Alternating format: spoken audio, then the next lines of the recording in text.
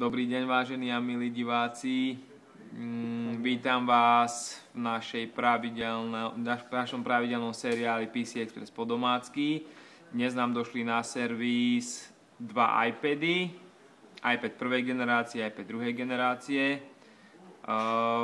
Ako vidíme, z zadnej strany to vyzerá v podstate rovnako. Apple zostal pri hliníkovom zadnom kryte. Toto sú konkrétne 3G verzie. Keď ich otočím, tak vidím, jak ten iPad vyzerá zvnútra. Pri starej verzii sú dve obrovské baterky, ktoré zobrali viac menej celú plochu.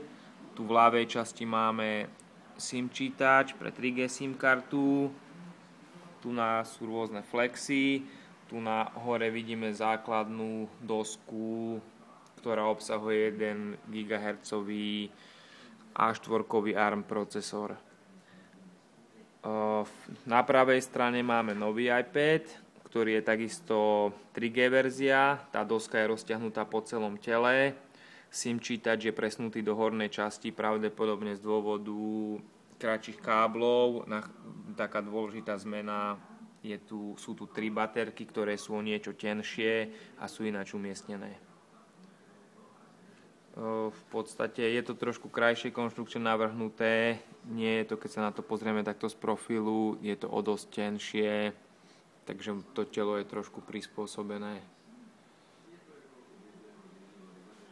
Takže to je asi všetko zatiaľ a v prípade, že máte nejaký rozbitý iPad, tak neváhajte nás kontaktovať a bez problémov to vymeníme.